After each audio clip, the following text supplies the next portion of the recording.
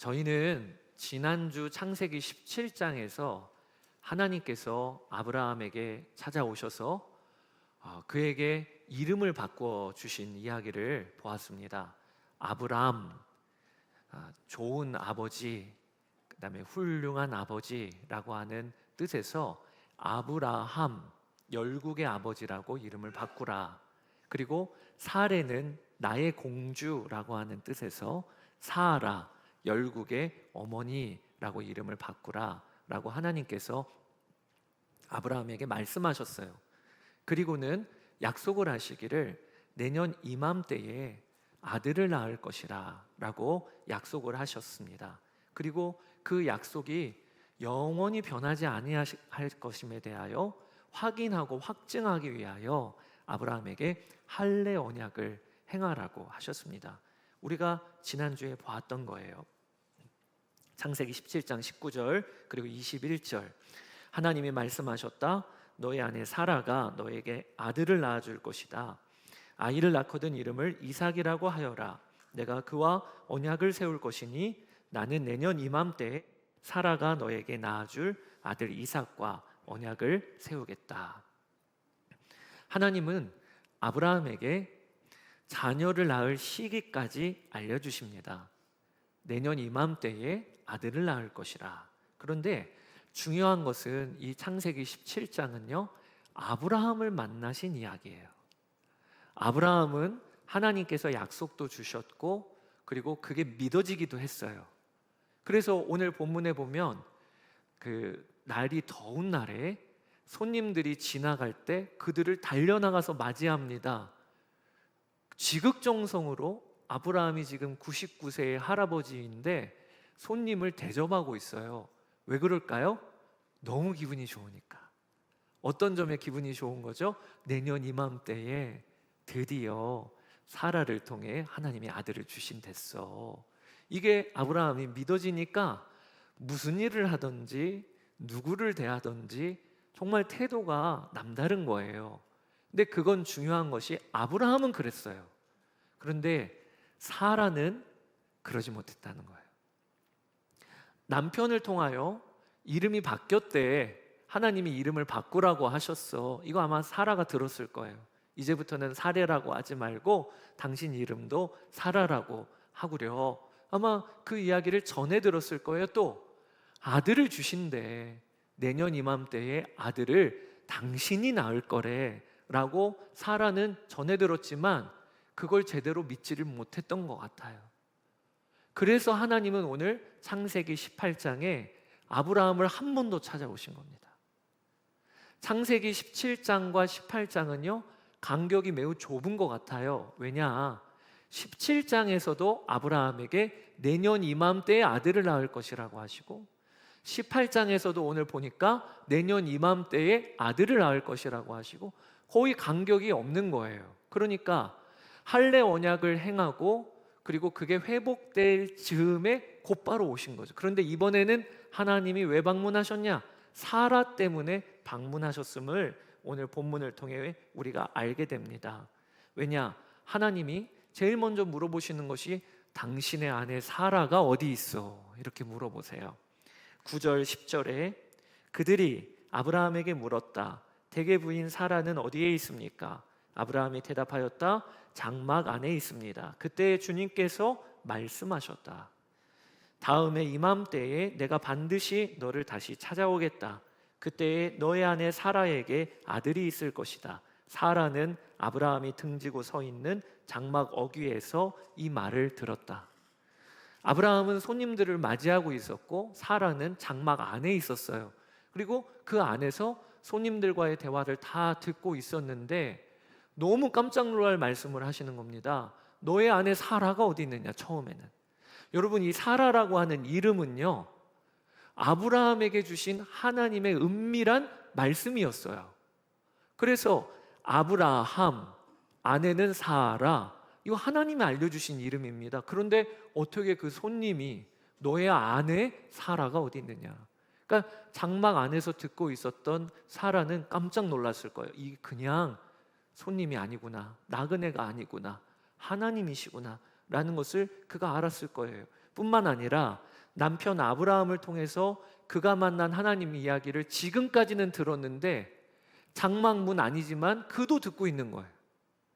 내가 이맘때에 다시 너에게 올 것인데 너의 아내 사라에게 아들이 있을 것이라. 이 말을 오늘 본문에 사라도 들은 것입니다. 놀라운 일이지요. 드디어 사라도 하나님을 경험하고 있는 겁니다, 오늘 본문에. 그런데 사라는 이 말씀을 곧바로 믿지 않습니다. 왜냐하면 그녀에게는 생리가 끊어졌기 때문에 그래요. 11절에 아브라함과 사라는 이미 나이가 많은 노인들이고 사라는 월경마저 그쳐서 아이를 낳을 나이가 지난 사람이다. 사라는 지금 나이가 89세입니다. 그러니까 생리마저 끊어졌는데, 그런데 그 손님이 자녀를 낳을 것이라고 하니까, 그러니까 그 이야기보다 자신의 지금 몸 상태가 더 실제죠. 내 몸 상태가 자녀를 낳을 수가 없는데, 그런데 아무리 비상한 인물이라고 하지만 자녀 낳는다고 하니까 그 일에 대하여 믿음으로 반응하지 아니하고 웃었다라고 오늘 본문에 기록되고 있어요. 12절에 그러므로 사라는 나는 기력이 다 쇠진하였고 나의 남편도 늙었는데 어찌 나에게 그런 즐거운 일이 있으랴 하고 속으로 웃으면서 중얼거렸다. 그러니까 오늘 본문에 보면 사라의 믿음이 이만큼이나 무너져 있었던 거죠. 하나님은 장막 안에서 속으로 웃고 있는 사라의 마음을 다 알아채십니다. 그리고 말씀하시기를 어찌하여 사라가 웃느냐라고 하세요. 13절 14절 그때에 주님께서 아브라함에게 말씀하셨다. 어찌하여 사라가 웃으면서 이 늙은 나이에 내가 어찌 아들을 낳으랴 하느냐. 나 주가 할 수 없는 일이 있느냐. 다음에 이맘때에 내가 다시 너를 찾아오겠다. 그때에 사라에게 아들이 있을 것이다. 저는 사실은 이 장면을 읽으면서 재밌는 생각도 해봐요. 아니 장막문에서 다 듣고 있는 거 아시면 사라 빨리 나와. 이렇게 해서 대화를 하시면 되지. 그러니까 아브라함에게만 어찌하여 저 장막 안에 있는 사라가 속으로 내가 자녀를 낳을 수 있으랴라고 생각하느냐. 그래서 또 사라가 듣고 있다가 깜짝 놀래요. 그래서 자신도 모르게 그동안은 숨어 있었는데 그게 너무 깜짝 놀랄 말씀이니까 툭 내뱉기를 저 안 웃었습니다. 장막에서 저 안 웃었습니다. 이렇게 이야기합니다. 그때 다시 하나님께서 아니라 너는 웃었다. 그게 15절 사라는 두려워서 거짓말을 하였다. 저는 웃지 않았습니다. 그러나 주님께서 말씀하셨다. 아니다. 너는 웃었다. 여기까지가 오늘 우리가 읽은 아브라함과 그의 아내 사라를 방문하신 하나님의 이야기입니다. 저는 오늘 이 방문하신 하나님의 이야기를 통해서 여러분께 좀 몇 가지 아주 중요한 하나님 주신 마음을 좀 나누고 싶어요. 첫 번째는요, 오늘 본문에 하나님께서 사라를 방문하셨다고 하는 걸 우리가 먼저 붙잡읍시다. 하나님은 지금까지는 아브라함 인생을 읽어오면서 아브라함을 통해서 사라를 준비도 시키시고 아브라함을 통하여 사라의 이름도 바꿔오셨는데, 하나님은요, 사실은 하나님의 계획은요, 사라도 하나님이 만나기를 원하시고 그리고 사라의 믿음도 준비시키기를 원하셔서 오늘 18장이 기록되어져 있음을 우리가 알게 되기를 원합니다. 하나님이 사라를 다루시는 방법은요, 아브라함 믿음에 끌려다니는 사람으로 사라가 살기를 원치를 않으셔요. 하나님은 사라도 믿음을 갖기를 원하세요. 이것은 우리에게 주는 아주 중요한 도전이 있는 것입니다. 여러분, 하나님의 일과 방법은요, 언제나 누구 뛰어난 한 사람의 믿음에 끌려가는 걸 원치 아니하시고 하나 되어 우리의 가정과 교회가 세워지기를 원하신다는 것을 오늘 우리가 알기를 원합니다. 하나님은요, 이삭이 태어나는 이 일은 어떻게 보면 하나님의 구원 역사에 있어서 결정적인 일입니다. 약속의 자녀가 태어나고 이 이삭을 통하여 결국에는 예수 그리스도께서 오시는 거거든요.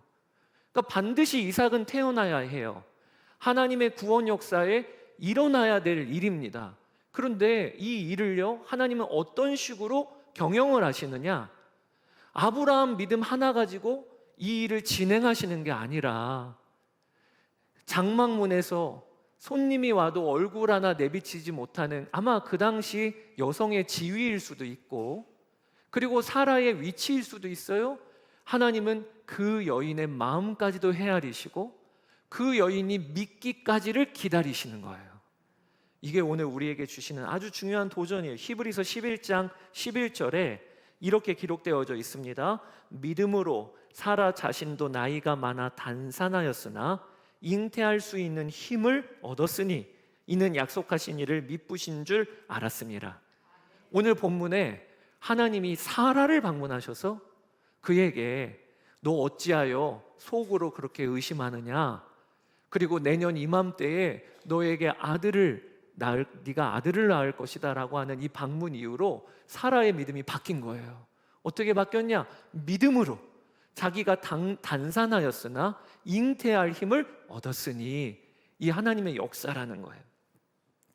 여러분, 하나님은요, 사라를 무시함으로 일하지 아니하시고 하나됨으로 일하시는 하나님이십니다. 이것이 우리의 가정을 세우실 때나 교회를 세우실 때 하나님의 방법이에요. 중동에서 사역하시는 한 부부 선교사님이 자신들이 선교훈련 받으실 때 이야기를 하셨어요. 선교훈련 과정을 다 마치시고 이제 마지막 단계로 선교단체 허입을 앞두고 계셨습니다. 그래서 인터뷰를 보신 거예요. 근데 한 질문자가 물어보시더래요. 그 남자 선교사님에게 두 분 영어 실력은 어떠십니까? 선교지에서 영어로 소통이 가능하신가요? 그때 남편 선교사님이 이렇게 대답을 하셨답니다. 저는 직장 다닐 때부터 기업에서 해외 쪽 업무를 담당하면서 영어로 소통하는 일에 아무런 어려움이 없습니다. 영어로 복음 전하고 말씀 가르치는 일에도 준비가 되어 있습니다. 다만 저희 아내는 아이들 키우느라 영어 실력이 부족하고 소통하기에는 아직 준비가 안 되어 있습니다. 이렇게 말씀을 드렸더니 질문자가 가만히 들으시더니만 뜻밖의 대답을 하시더래요. 뭐라고 하셨냐? 선교사님, 그러면 선교사님도 준비가 안 되어 계신 겁니다. 아내가 준비가 안 되어 있으면 나도 준비가 안 되어 있다고 여겨야 합니다. 그 순간 그분이 머리에 쾅 한 대 뭘 맞으신 것 같이 그런 느낌이 들더래요. 맞다. 내가 그동안 엉뚱하게 생각하고 있었구나. 부부가 한 몸이고 가정을 세워가시는 하나님의 원리는 나는 준비되어 있는데 아내는 준비 안 된 게 아니고 내가 준비가 안 되어 있다고 여겨야 하는구나. 오늘 본문에 똑같이 그 일이 일어나고 있는 거예요. 아브라함은 준비가 됐어요. 아브라함은 믿어졌어요. 그리고 사라에게는 전달했습니다. 근데 하나님은요, 사라도 믿음으로 반응할 때까지 기다리고 계신 거예요. 나는 뜨거운데 내 남편이 아직 믿음이 없다. 그러면 여러분 이 문제를 어떻게 풀어가셔야 되냐면, 당신 언제까지 그렇게 믿음이 없어야 돼? 언제까지 내가 기다려야 돼? 이렇게 시작하면 문제 안 풀어집니다. 어떻게 풀어야 되냐? 내가 믿음이 없는 그 수준이라고 여겨야 되는 거예요. 내가 믿음이 없는 그 수준이라고 여겨야 되는 거예요. 거기서부터 주의 은혜를 구하는 겁니다. 오늘도 속회 모임을 하는데 속원들 중에는 어떻게 저렇게 신앙이 어린아이 수준이야. 그에 비해 나는 그래도 좀 원숙한 것 같은데, 이렇게 하면 속회는 무너집니다. 어떻게 여겨야 되냐? 내가 어린아이와 같은 신앙의 수준이라고 겸손히 여기고, 왜냐? 한 몸이니까, 교회는 한 몸이니까, 가정은 한 몸이니까, 거기서부터 문제를 풀어나가면 하나님께서요, 교회도 가정도 세워주세요. 이 하나님의 방법과 일하심을 우리가 먼저는 좀 배우기를 원하는 것입니다. 저는 그동안 목회를 할 때 성도들을 대하면서 이런 식으로 많이 대했어요. 더 가르쳐야 되는데, 말씀도 모르는 것 같고 제자 훈련도 배우세요. 또 기도도 많이 하세요. 그렇게 하는 그 기본 마음에는 어떤 마음이 있는 거죠? 저는 오픈돼 있어요. 그래서 성도들을 좀 끌어잡아 올리기를 원하는 거예요. 그렇게 믿음으로 늘 그냥 섰다가 넘어졌다 섰다가 넘어졌다를 반복하지 말고 여기까지는 올라오세요라고 하는 간절함으로 목회를 했어요. 그러다가 보니까 제 마음에 쌓이는 게 뭐냐면 원망, 또 미움, 그리고 또 마음에 있는 정죄, 이런 게 쌓이더라고요. 그런데 어느 한 날 하나님께서 그렇게 목회하는 거 아니야. 목회는 높은 자리에서 올라와가 아니라 그 자리까지 내려가는 게 목회야 라고 하나님이 저에게 알려주신 사건이 있었어요. 그게 제가 젊은이 교회 사역을 할 때, 제가 젊은이 교회 사역을 할 때는 한 달에 한 2번, 3번을 젊은이 교회 예배 때 말씀을 전하는 일이 있었습니다. 목사 안수를 받고 주일 말씀 사역을 하려다 보니까 얼마나 두렵고 떨리는지 그 당시에는요, 단위에 서는 것 때문에 일주일 내내 밥이 안 먹히는 거예요. 잠도 잘 안 오고요. 그래서 저희 가족들도 고생을 많이 했어요. 아빠가 집에 들어가면 늘 예민한 상태로 있으니까 저희 아내도 눈치도 많이 받고요. 그렇게 해서 말씀 전하고 그랬었거든요. 근데 청년들은요, 말씀 들을 때 반응이 무서워요. 말씀이 조금만 은혜가 안 된다 그러면 장년은 그래도 예의상 들어주시는 척은 하십니다. 그리고 예배 끝나고 나가실 때 장년분들은 예의상 오늘 은혜 많이 받았습니다, 예의적인 인사예요. 그런데 청년들은요, 정확합니다. 은혜 안 되면요, 자요. 은혜 안 되면 얼굴 표정에 빨리 끝내달라고 해요. 이게 청년들의 어떤 반응이거든요. 그러니 얼마나 한 주 한 주가 살얼음판 걷는 것 같은 마음으로 말씀을 준비하고 전했는지 모르는데, 한 번은 설교를 마치고 내려왔는데 한 남자아이가 저한테 와서 뭐라고 이야기했냐면, 목사님, 예배가 너무 길어요. 그리고 재미가 없는데 특히 목사님 설교가 재미가 없어요. 그 청년은 교회 나온 지 얼마 안 된 새가족이었어요. 근데 참 성격이 쾌활하고 밝은 친구라 아주 서스름 없이 저한테 와서 피드백을 해주는 거예요. 무슨 내용인지 모르겠고 재미가 없다. 제가 순간 마음에 욱하는 마음이 올라왔습니다. 내가 얼마나 준비해서 전하는 건데. 그래서 제가 쏘아붙이기를 재밌으라고 예배드리니? 라고 하려고 했어요. 재밌으라고 말씀 듣니? 라고 하려고 했어요. 그런데 참았어요. 그리고 나서 문제가 벌어지기를, 그 다음부터는 설교를 준비를 하는데요, 설교 준비하는데 내내 그 아이 생각나는 거예요. 어떻게 생각이 나냐면, 한 줄을 쓰고도 맞아, 이거 이해를 할까? 한 줄 쓰고도 이 아이가 이 말씀에 은혜를 받을까? 그러니까 예전에 설교 준비하는 한 2배는 걸리는 것 같아요. 썼다가 지웠다가 썼다가 지웠다가, 그리고 쓸 때마다 그 아이 생각을 하고. 그런데 여러분, 그러면서 제 설교가 바뀌었어요.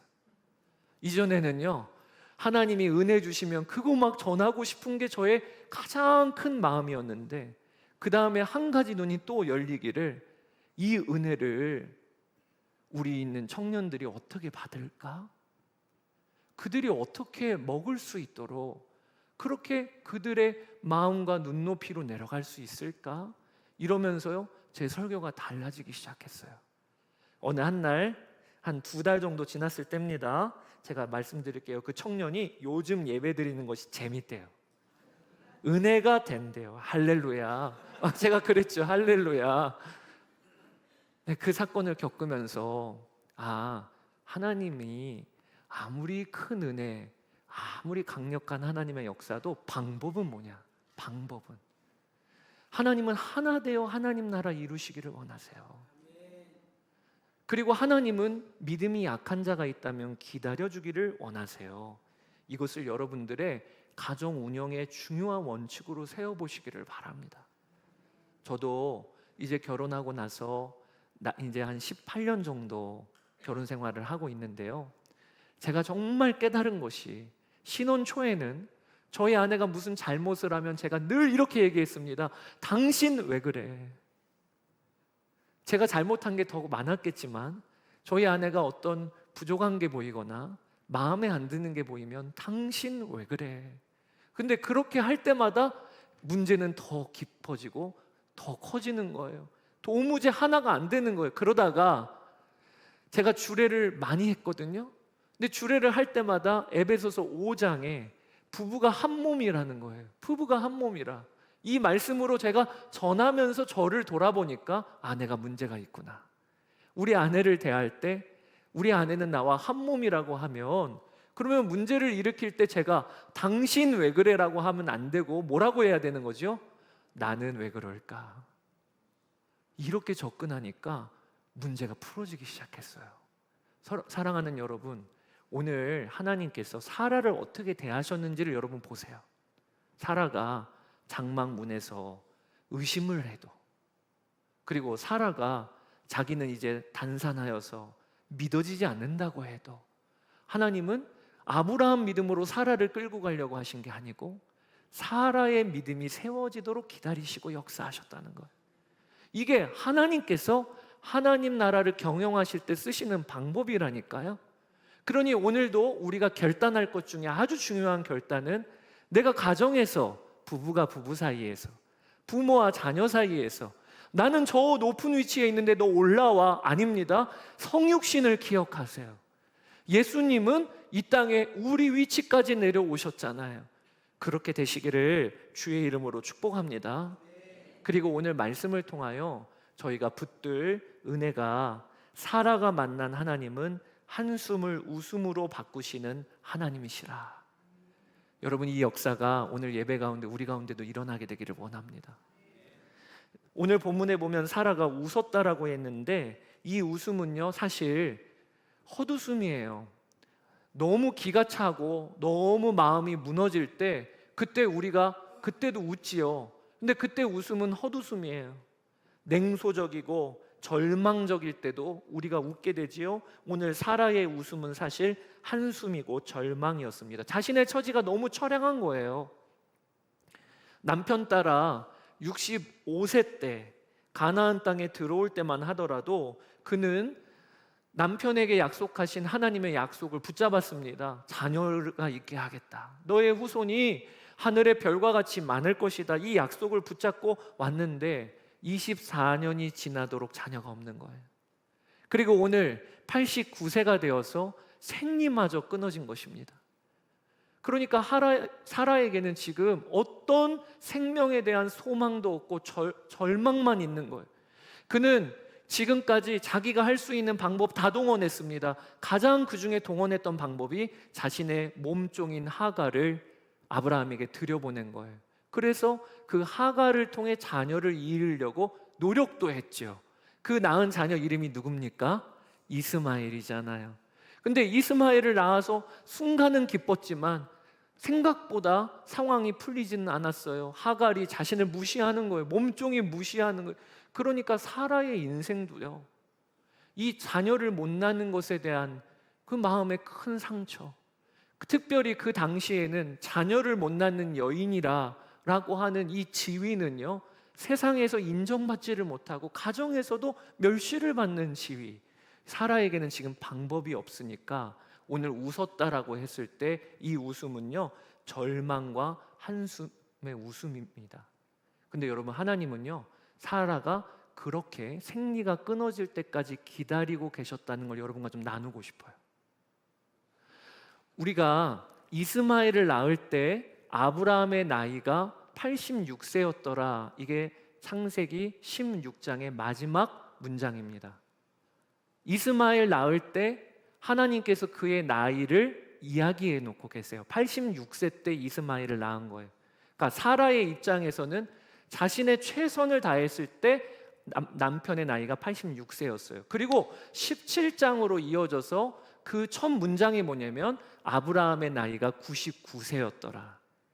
이스마엘 낳고 그리고 13년이 지난 거예요. 많은 학자들이, 설교자들이 이 기간을 어떻게 해석을 하냐면 하나님께서 원치 아니하는 방법으로 자녀를 출산하려고 하니까 아브라함이 하나님의 약속을 기다리지 못해서 이스마엘을 얻게 되니까 하나님께서 침묵하신 기간이 13년이다. 이런 식으로 해석을 합니다. 그것도 맞을 수 있겠지요. 그러나 저는 오늘 본문 말씀을 통해 여러분과 나누려고 하는 건 하나님은요 일부러 기다리신 거예요. 언제까지 기다리셨냐? 그의 아내 사라가 이제는 생리가 끊어질 때까지 기다리신 거예요. 그래서 창세기 17장과 18장에 아브라함의 나이가 99세고 사라는 생리가 끊어졌다라고 하는 걸 기록해 놓고 계신 겁니다. 하나님이 이때까지 기다리신 거예요. 왜? 사라에게 모든 방법을 동원해도 사라로서는 도무지 가능성이 없고 도무지 방법이 없을 그때까지 끌고 가셔서 그 다음에 주신 게 아들을 주신 거예요. 왜 사라의 인생을 이렇게 끌고 가셨냐? 사라가 앞으로 2000년 후에 이 땅에 오시는 예수님이 누구신가를 맛보게 하시려고 그렇게 하신 거예요. 복음이 무엇인지를 맛보게 하시려고 그렇게 하신 거예요. 여러분, 복음이 뭡니까? 우리로서는 구원받을 방법이 하나도 없다는 게 복음이에요. 나로서는 도무지 구원받을 길이 없고 방법이 없고 내가 노력을 한들, 내가 배운들, 내가 아무리 선하게 산들 하나님 앞에서 나는 의로운 존재가 아니라는 게 복음이에요. 첫 번째. 그런데 그런 우리에게 하나님이 값없이 그리고 일방적으로 아들 예수 그리스도를 보내셨다는 게 복음이잖아요. 사라는요 그걸 그대로 지금 경험하고 있는 거예요. 자기의 모든 노력이 수포로 돌아가고 자기의 모든 방법이 끝이 나고 이제는 생리마저 끊어졌을 그때까지 하나님이 끌고 가셨다가 사라에게 은혜를 알려주시고 복음을 알려주시려고 그 다음에서야 이삭을 주신 거예요. 저는 이 하나님의 방법을 통하여 여러분께 먼저 첫 번째 나눌 것은 여러분들의 삶 중에 이 사라의 처지처럼 나는 도무지 절망이야, 방법이 없어 라고 하는 상황 가운데 있는 분들이 계십니까? 하나님이 우리의 삶을 그렇게 이끄실 때가 있어요. 그런데 그때는요 하나님이 우리를 떠나시거나 저주하셔서 그러신 게 아니라 우리에게 가장 좋은 것을 주시기 위하여 준비하시는 과정임을 여러분 믿으시게 되기를 바라요. 우리 그리스도인들에게는 그 믿음이 있어야 돼요.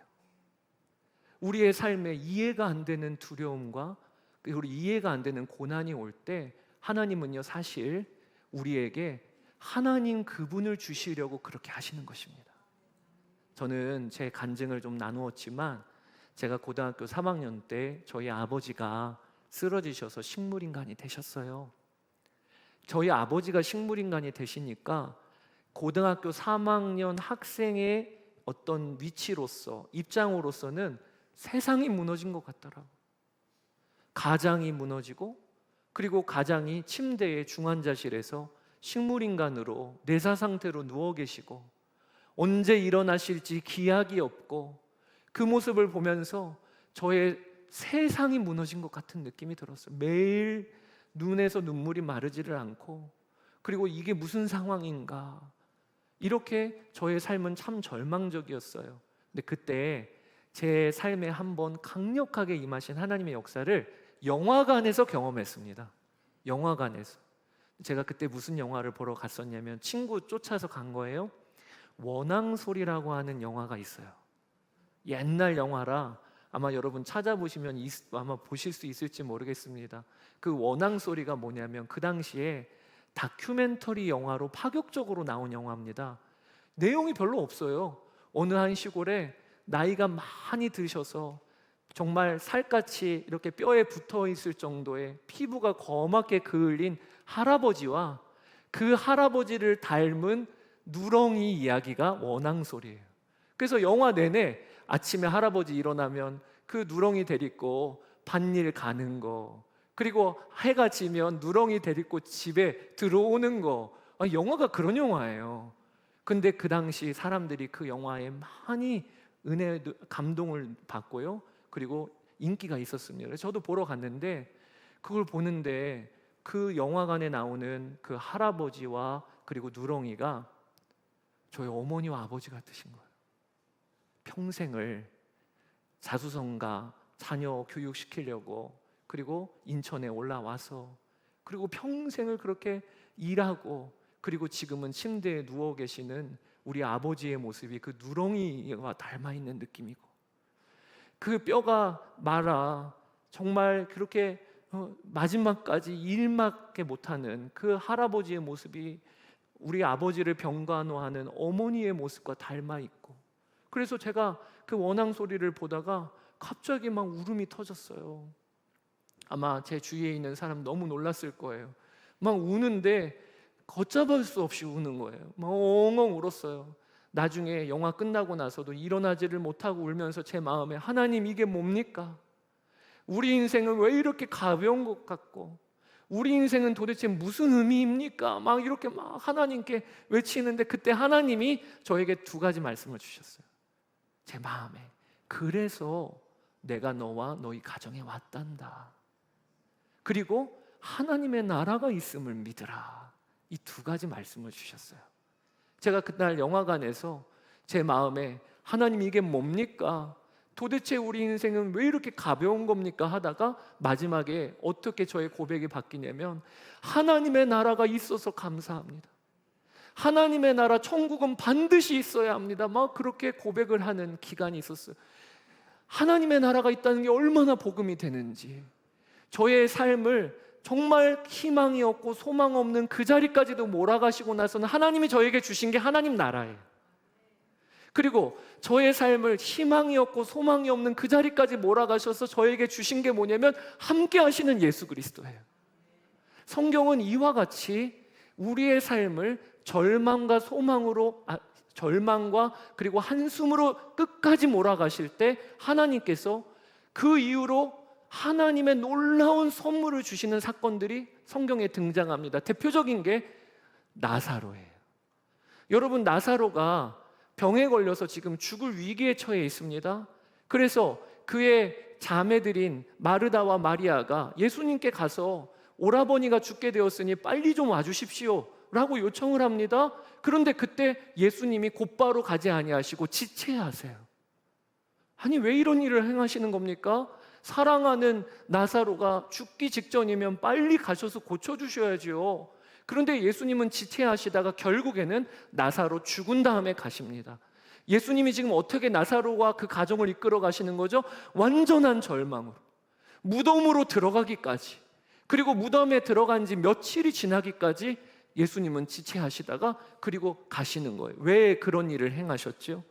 무덤에 들어가 있는 나사로를 나사로야 나오너라 라고 말씀하시기 전에, 나는 부활이요 생명이니 나를 믿는 자는 죽어도 살겠고 무릇 살아서 나를 믿는 자는 영원히 죽지 아니하리라 라는 이 말씀을 마리아와 마르다 그리고 나사로에게 선물로 주시기 위하여, 내가 부활이야, 내가 생명이야 라고 하는 예수님을 그 가정에 주시기 위하여 그 절망의 자리까지 끌고 가신 거예요.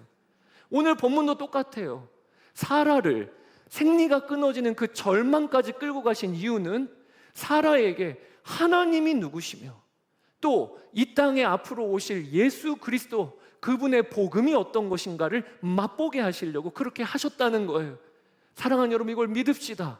오늘도 예배 자리에 나온 여러분들 중에 완전한 절망이야 이렇게 생각하시는 분들이 있다면 우리의 믿음이 바뀌어서, 하나님은 하나님 자신을 나에게 주시려고 하시나 보다, 나로 하여금 하나님 나라 눈 열어 보게 하시고 소망하게 하시려고 이렇게 나를 인도해 주시나 보다.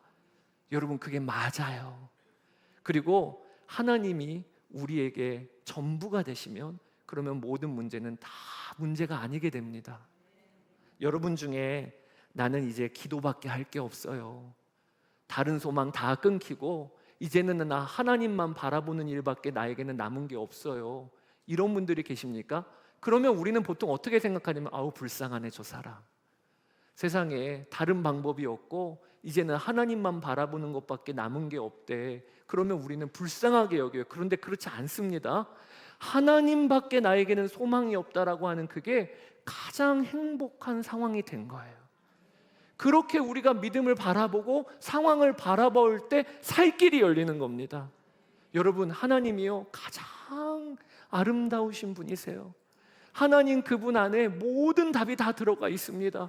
그러므로 하나님밖에 없다라고 하는 그 상황은요, 가장 행복한 일이 되는 거예요. 이렇게 믿으시게 되기를 주의 이름으로 축복합니다. 오늘 사라는 한숨을 지었어요. 그런데 하나님이 그에게 이삭이라고 하는 자녀를 주셨습니다. 근데 여러분, 그 이삭이라고 하는 자녀 이름의 뜻이 뭔지 아십니까? 웃음이에요. 웃음. 그러니까 오늘 성경은요, 참 재밌는 언어의 어떤 플레이를 하고 있는 거예요. 사라가 웃었어요, 오늘 본문에. 그런데 그 웃음은 어떤 웃음이죠? 절망과 한숨의 웃음이었어요. 그런데 하나님은 그 절망과 한숨에 있는 사라를 어디까지 끌고 가셨냐? 예수 그리스도가 누구신지, 복음이 무엇인지까지도 맛보게 하시고, 그리고 그에게 웃음이라고 하는 이삭을 주셨다는 거예요. 이 일이 오늘 하나님 우리에게도 주시고자 하시는 일입니다. 여러분, 예수님을 믿은 자에게 나타나는 가장 분명한 특징은요, 감사와 웃음이에요. C.S. 루이스가 천국과 그리고 지옥의 이혼이라고 하는 작품에서 천국 문에 한 수위가 서서 그곳으로 들어오는 사람에게 질문을 한다고 하였습니다. 그 질문이 무엇이냐? 당신은 예수를 알게 됨으로써 참을 수 없는 기쁨을 가지고 있습니까? 예, 제가 예수로 인하여 기쁩니다. 예수님으로 인하여 저에게는 웃음이 있습니다. 그러면 천국으로 들어가고, 예수님을 믿고도 웃음이 없고 기쁨이 없다, 그러면 사실은 그것은 예수님을 믿은 게 아니라고 하는 거예요. C.S. 루이스가 그렇게 재밌는 이야기를 썼죠. 우리가 점검해야 될 거예요. 사라에게 이삭이라고 하는 생명이 주어졌듯이 우리에게도 우리의 참 이삭이 누구십니까? 예수 그리스도. 나의 웃음이 누구십니까? 예수 그리스도. 그분이 지금 우리와 함께 하시잖아요. 그러므로 오늘 사라 이야기를 통해 우리가 기도할 것이, 하나님, 저의 한숨이 변하여 마땅히 웃음이 되게 하여 주십시오. 예수님을 제가 모시고 있으니 이번 한 주간 동안 사라에게 이 일어난 일이 저에게도 일어날 일임을 주님 알려주시려고 말씀을 주셨군요. 그렇게 여러분 말씀을 담대하게 취하시게 되기를 주의 이름으로 축복합니다. 오늘 이 시간에 함께 찬양하고 그리고 같이 기도하기를 원하는데요, 오늘 말씀을 준비하면서 이 사라의 마음의 고백이 이런 고백이겠구나, 이런 생각이 들더라고요. 주 나의 모습 보네, 상한 나의 마음 보시네, 주 나의 눈물 안에 홀로 울던 맘 아시네, 세상 소망 다 사라져가도 주의 사랑은 끝이 없으니 살아가는 이 모든 순간이 주 은혜임을 나는 믿네. 이게 사라가 오늘 하나님을 만나고 고백이 바뀐 고백이 아니었을까요? 우리에게도 이 역사가 일어나게 되기를 원합니다. 이 시간에 우리 함께 찬양하고 그렇게 기도합시다. 주 나의 모습 보네, 주 나의 모습 보네, 상한 나의 맘 보시네, 상한 나의 맘 보시네, 주 나의 눈물 안에, 주 나의 눈물 안에 홀로 울던 맘 아시네, 주 사랑 내게 있네, 주 사랑 내게 있네, 그 사랑이 날 채우네, 그 사랑이 날 채우네, 주 은혜 내게 있네, 주 은혜 내게 있네, 그 은혜로 날 세우네, 그 은혜로 날 세우네, 세상 소망 사라져가도 세상 소망 다 사라져가도 주의 사랑은 끝이 없으니 살아가는 이 모든 순간이 주의 힘을 나는 믿네. 다시 한번 고백합시다. 주 나의 모습 보네, 주 나의 모습 보네, 상한 나의 맘 보시네, 상한 나의 맘 보시네, 주 나의 눈물 안에, 주 나의 눈물 안에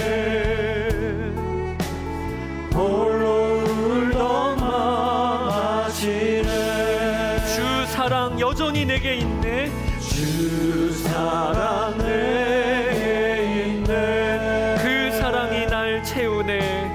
그 사랑이 날 채우네. 주 은혜 내게 있네.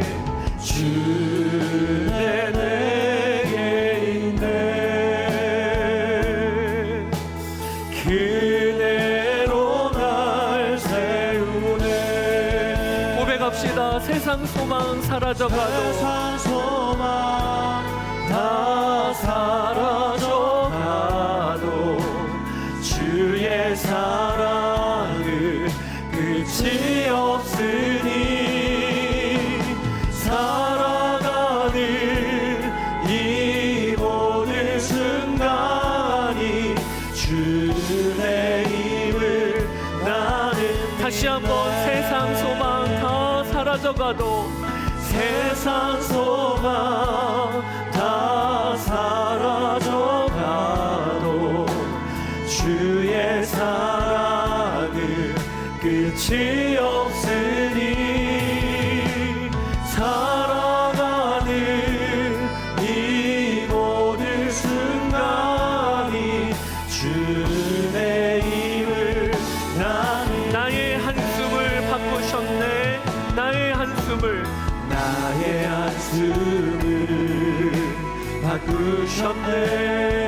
소망 주를 향한 노래로, 향한 노래로 소망의 노래로, 소망의 노래로 나의 눈물을 거두신 주, 눈물을 거두신 주 예수 이름 안에 살게 하소서. 이름 안에 살게 하소서. 오늘 사라에게 하셨듯 나의 한숨을 바꾸셨네.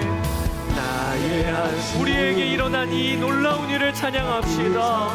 우리 하나님께 영광을 올려드립시다. 향한 노래로 소망의 노래로 나의 눈물을 거두신 주, 나의 눈물을 거두신 주 예수 이름 안에 살게 하소서. 사랑하는 여러분, 오늘 이 예배 자리에 나오기까지 여러분 절망의 끝에 다다른 분이 혹시 계십니까? 도무지 길이 안 보이고 내가 할 수 있는 모든 조치를 취해도 결국에는 소용이 없고, 여러분 그런 분이 계시다면 오늘 믿음을 바꾸시기를. 하나님이 멀리 계신 게 아니에요. 하나님이 버리신 게 아니에요. 오히려 오늘 사라에게 앞으로 보내주실 예수 그리스도를 맛보게 하시기 위하여, 복음을 맛보게 하시기 위하여, 나의 절망의 자리에서 하나님은 은혜의 문을 여신다고 하시는 이 하나님을 경험하게 하시기 위하여 그를 끌고 가신 것처럼 하나님 내 삶을 그렇게 이끄실 하나님이심을 믿습니다. 이 믿음이 우리 가운데 일어나게 되기를 원합니다. 주님밖에 이제는 남은 게 없다. 이건 절망이 아니라 완전한 소망이 되는 것입니다. 하나님 이렇게 우리의 믿음이 바뀌게 하여 주시옵소서. 절망이 변하여 소망으로 변하게 하여 주시옵소서. 우리 주의 이름 한번 부르고 기도하며 나아가겠습니다. 주여, 아버지 하나님, 오늘도 예배 자리에 나온 우리 성도들 중에 오늘 아버지 사라처럼 마음이 완전히 무너지고 절망 중이고 소망이 안 보이는 이가 있다면, 아버지 하나님이 나를 버리신 것이 아니라 하나님이 멀리 계신 것이 아니라 사라에게 행하신 그 일을 나에게도 행하시려고 하나님 나라 눈 열어주시고, 하나님이 지금 나와 함께 계신 것이 나의 완벽한 소망임을 알게 하시려고 우리를 이렇게 이끌어 가심을 우리가 알게 되기를 원합니다. 아버지 하나님, 우리의 믿음이 바뀌게 하여 주소서. 우리의 고백이 바뀌게 하여 주소서. 나의 주 나의 아버지 하나님, 절망 중에 있는 이가 오늘 아버지 말씀을 붙잡고 하나님 내 안에 나에게도 웃음을 주셨구나, 나에게도 웃음을 주셨구나, 내 안에 예수 그리스도께서 계시고 내 안에 성령께서 계심을 우리가 알게 하여 주시기를 원합니다. 아버지 하나님, 절망의 자리에서 아버지 하나님 일어나게 하여 주시고, 아버지 한숨에서 웃음으로 바뀌는 역사가 아버지 하나님 일어나게 하여 주시기를 갈망하고 원합니다. 나의 주 나의 아버지 하나님, 우리 주님을 찬양합니다. 아버지 하나님 놀라운 은혜로 인도하여 주시는 주님 찬양합니다. 아버지 하나님, 사랑하는 여러분, 사라에게 웃음이라고 하는 이름의 이삭을 품게 하시는 게 오늘 본문이에요. 우리에게도 그 동일한 일을 행하셨습니다. 한숨만 나온다고요? 또 소망이 보이지 않는다고요? 여러분 아셔야 합니다. 내 안에 참 웃음이 되시고 기쁨이 되시는 주님이 계신 건 어떻게 여러분 보지 않으시면 안 돼요. 우리 이 시간에 정말로 우리의 시선을 돌립시다. 주님께서 내 안에 성령 하나님으로 함께 하시고 그리고 예수 생명으로 살게 하셨으니 나도 오늘 사라에게 일어난 일이 나에게도 일어났습니다. 참 이삭이신 예수 그리스도를 내가 품고 사는 이번 한 주간이 되게 하여 주소서. 예수님을 믿는다고 하면서도 웃음을 잃어버리고 예수님을 믿는다고 하면서도 기쁨을 잃어버린 분이 있다면 하나님 오늘 회복하게 하여 주십시오. 이번 한 주간 동안에 나의 참 이삭이신 예수 그리스도를 붙잡고 살게 하여 달라고 주의 이름 한번 부르고 기도합시다. 주여, 나의 주 나의 아버지 하나님, 오늘도 아버지 하나님 우리의 믿음이 바뀌게 되기를 원합니다. 사라에게 행하신 그 일이 나에게도 그대로 일어났습니다. 아버지 하나님, 사라에게 웃음이 품어졌던 것처럼 기쁨이 품어졌던 것처럼 아버지 하나님 우리 안에 영원한 기쁨이신 우리 주 예수 그리스도가 계십니다. 우리 안에 영원한 기쁨이신 우리 성령님이 계십니다. 아버지 하나님 이것에 대하여 분명하게 눈이 열리는 오늘 예배가 되게 하여 주시기를 원합니다. 예수님을 믿는다고 하면서도 어느새 아버지 기쁨을 잃어버리고 어느새 웃음을 잃어버린 이가 있다면 오늘 예배를 통하여 하나님 눈이 열리게 하여 주십시오. 오늘 예배를 통하여 우리의 눈이 열리게 하여 주시고 우리의 기도가 바뀌게 하여 주시기를 원합니다. 나의 주 나의 아버지 하나님 우리 주님을 찬양합니다. 아버지 하나님 감사합니다. 아버지 하나님 오늘도 예배를 통하여 우리의 믿음이 달라져서 한숨이 변하여 웃음이 되고 아버지 절망이 변하여 소망이 되고 아버지 하나님 이 가정 가운데 행하신 일 하나님의 복음이 이 가정을 통하여 이루어진 것처럼 우리에게도 아버지 그 역사가 일어나게 되기를 원합니다. 우리 가정이 세워지고 교회가 세워지는 역사가 아버지 하나님 있게 하여 주십시오. 아버지 하나님 감사합니다. 성령께서 이 시간에 우리 한 사람 한 사람을 만져주시고 우리 가슴에 손을 얹고 같이 기도합시다. 하나님, 아무런 소망이 안 보이고 모든 방법을 동원해도 길이 열리지 않았던 사라, 그 사라에게 하나님이 웃음이라고 하는 이삭을 품게 하셨듯 우리에게도 비교할 수 없이 좋은 나의 참 이삭, 기쁨의 원천이신 성령님을 보내주셨음에 대하여 오늘 우리의 눈이 열리게 되기를 원합니다.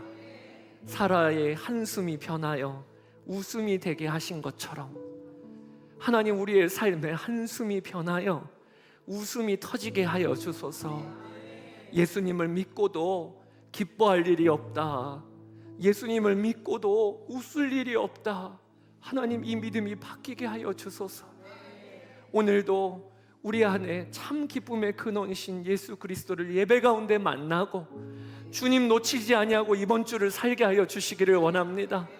아버지 하나님, 그리고 주님밖에 이제는 남은 것이 없다, 그것이 가장 복된 것임을 알게 하여 주소서. 우리 사라에게 하나님 부드럽게 그를 기다려 주시고 그의 믿음을 세우신 주님의 일하심을 봅니다. 오늘도 오늘 우리에게 그렇게 행하시니 주님 감사합니다. 믿음이 그렇게 안 자라도 내가 믿음이 자랄 때까지 부드럽게 나를 인도해 주시는 주여, 이 주님의 손길과 사랑을 깨닫고 저희가 오늘 결단하기를 원합니다. 아버지, 믿음의 길 걷게 하소서. 돌이킬 걸 돌이키게 하여 주소서. 이제는 하나님 나라 백성으로 구별되어 사는 우리 비올드 교회 온 성도들 되게 하여 주소서. 감사드리며 우리 주 예수 그리스도의 이름으로 축복하며 기도드렸습니다. 아멘.